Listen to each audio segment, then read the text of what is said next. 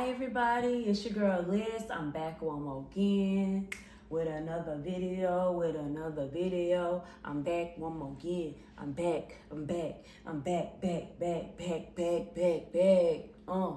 Speaking of, y'all seen that Tiny Desk with Trina? It went hard, didn't it? Anyway, let's get into my April TBR list, cause yeah, why not? What y'all reading for April, by the way? Let me know. Y'all, first up, I have The House of Eve by Sadiqa Johnson. I've already read her work, Yellow Wife. Phenomenal historical fiction book. So I was very excited to get into this book because I'm like, I know she does historical fiction very well. I don't really have an idea of where this book is going yet. I just know it's told from its dual perspective, two young women, one in Philly, one in DC, one in college and one in high school, going through life challenges. I don't really know much outside of that. I'm just excited to read it because Sadiqa wrote it.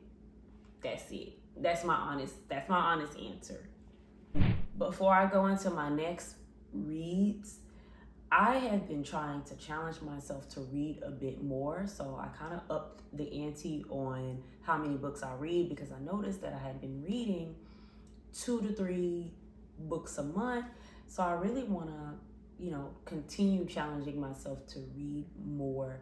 So I'm noticing now, I'm not even listening to music. I'm listening to audiobooks. And that is making me hungry for more, hungry to read more. And I'm really enjoying that. And really it goes in hand with your self-care and, taking time out for your wants and your needs and just catering to yourself. And honestly, me reading my books is me catering to myself because that's something that I truly enjoy. That's something that makes my inner child smile. And so, yeah, I'm very excited. Last month I read 10 books alone, but I know that I don't want to be hard on myself if I don't read 10 books this month because every month don't look the same. So I want to share that for anybody else out there that applies that pressure to themselves. Next up, I have Razor Blade Tears by S.A. Cosby. This one I had been seeing around a lot, so it really intrigued me to see what was up. So this book is about 2 fathers, one black, one white. Their sons were married to each other and very unexpectedly murdered. So the dads want to go figure out who the hell killed their sons. So they going on this mission. It's giving, you killed my sons, I'm about to kill you. So we'll see what happens with that one, y'all. Next up, I have Jodi Picoult. My bad, Jodi, if I messed up your name. Small Great Things. This book has been around for a very long time. I got this book at Goodwill for $150, so why the hell not? So this book is about a black nurse caring for a newborn child, white baby. It just so happened that the parents are white supremacists.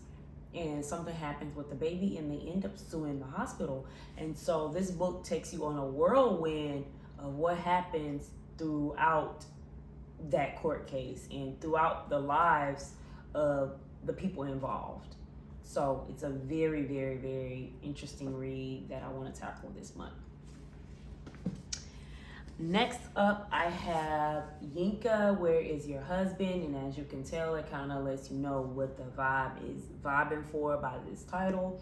So main character Yinka is basically pressured by her family on when she is going to settle down. And so she's starting to feel that pressure.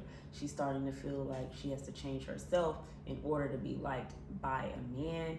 And so she's going through her trials and tribulations of finding love. I've been reading this one, but kind of slow because I've been dedicating a lot of time to audiobooks lately. It's not a bad read. I'm just now at the point where I kind of wanted to pick up a little bit more. So that kind of makes me wonder, have I been dedicating my time to other things because it's getting slow or what? But it's not, I'm not gonna go into it. That's what I'm reading this month. Next up, I have A Court of Mist and Fury by Sarah J. Maas. I know. I was talking so much trash about A Court of Thorns and Roses. Now, hear me out. A Court of Thorns and Roses is not a bad book. It started out good to me, and then in the middle, it got a little slow for me. It got a little slow to the point where I thought that I was going to have to DNF that book. No lie. But I really forced myself to push through, and I typically don't force myself to read books no more because it's too many books on my TBR list for me to be doing all of that. But I was curious, and the ending felt like a movie. So that's why I want to read book 2. And if book 2 not hitting, I'm not going to give book 3 and 4 and 5 a chance. I'm going to just leave it alone. So a quick synopsis. Book 1. A girl is out trying to find food for her family. She hustling for her family, and she ends up killing this mystical creature, right? Her punishment for killing that mystical creature is to go to his homeland. She has to live there.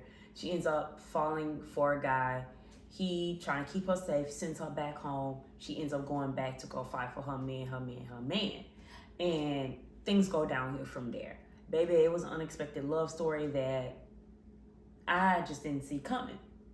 So, yeah, I know my description is very dry, but I had to give it dry to you because I tend to spoil stuff. So I'm trying not to spoil stuff for y'all. I'm trying to do better. I'm trying to turn over a new leaf. Y'all should be proud of me. So, A Court of Thorns and Roses was a hit towards the end. Not gonna lie. So that makes me hungry for book 2.